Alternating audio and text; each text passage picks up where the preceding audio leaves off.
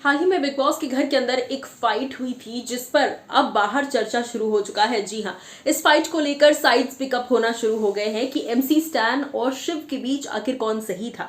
इसी बीच मुनव्वर फारूकी जो खुद बिग बॉस का हिस्सा बनते बनते रह गए, जी हाँ, खतरों के खिलाड़ी का भी हिस्सा वो बनते बनते रह गए थे, जिसके बाद कई सारे लोगों को लगा कि वो जानबूझकर शो पर नहीं आ रहे हैं।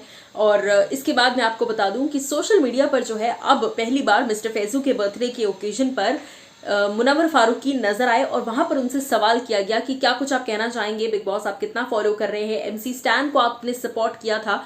एमसी जब घर के अंदर गए तो मुनव्वर ने पोस्ट शेयर किया एमसी स्टैन को लेकर और कहा कि किल इट ब्रो, और उनकी तारीफों में काफी कुछ लिखा था।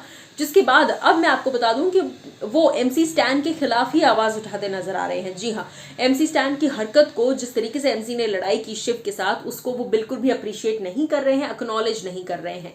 देखिए, दोस्ती अपनी जगह है, लेकिन अगर कोई गलत है तो वो गलत है, इस बात को समझना जरूरी है। मैं आपको बता दूं कि इस वक्त मुनव्वर फारूकी जो है स्पॉट हुए थे फैजू के बर्थडे पर। मिस्टर फैजू के बर्थडे पर प्रतीक से लेकर मुनव्वर से लेकर पूरा खतरों का जो गैंग है वो सब लोग नजर आए और ये सब ने मिलकर जबरदस्त पार्टी की। उसकी लगातार तस्वीरें सोशल मीडिया पर आउट हुई, हर कोई अपने अपने अंदाज में पार्टी कर रहा था, एंजॉय कर रहा था। अब इन सारी चीजों के साथ साथ मुनव्वर फारूकी जब वहां पहुंचे तो सभी के लिए थोड़ा सा वो शॉकिंग था। मिस्टर फैजू को तो आपने इनडायरेक्टली ट्रोल किया था कि एक शो पर एक ही छपरी चाहिए, इस तरीके से। तो अब क्या हो गया, लेकिन अब चलिए मैं आपको बताती हूँ कि क्या कुछ उन्होंने कहा है।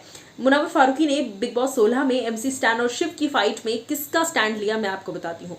उन्होंने शिव का कहीं ना कहीं स्टैंड लिया। जी हाँ, भले ही वो एमसी के दोस्त हैं, वो उसे सपोर्ट कर रहे हैं उन्हें, लेकिन मुनव्वर ने कहा कि देखो, गाली देना गलत था। जिस तरीके से शिव ने फिर भी वहां पर समझदारी से काम लिया, शिव ने ना ही बदतमीजी की, ना ही कोई गलती मतलब गाली दी, ना ही कुछ। और आई थिंक वो पूरा स्टेटमेंट जो है वो आउट ऑफ कॉन्टेक्स्ट चला गया था और एमसी स्टैन ने थोड़ा गलत समझ लिया काफ़ी चीज़ों को। लेकिन मैक्सिमम लोगों का यही मानना है कि शिव की वहाँ पर ज़्यादा गलती थी नहीं।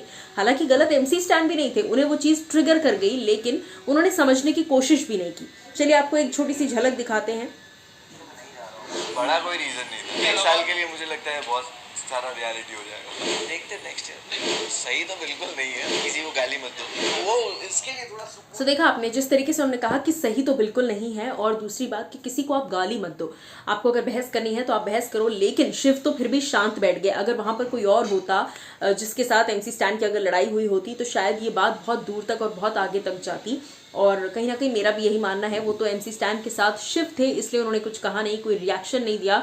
ये बात वहीं के वहीं दब गई, बड़ी नहीं हुई। और गौतम ने आके जिस तरीके से समझाने की कोशिश की शिव को, हालांकि शिव ने वापस गौतम को सुना दिया कि भाई मुझे मत एक्सप्लेन कर, when you don't know the context don't jump in between. लेकिन हाँ, मुनव्वर फारूकी ने एमसी स्टैन के अगेंस्ट में ये स्टेटमेंट दिया है, तो आप क्या कहेंगे इस पर, बताइएगा।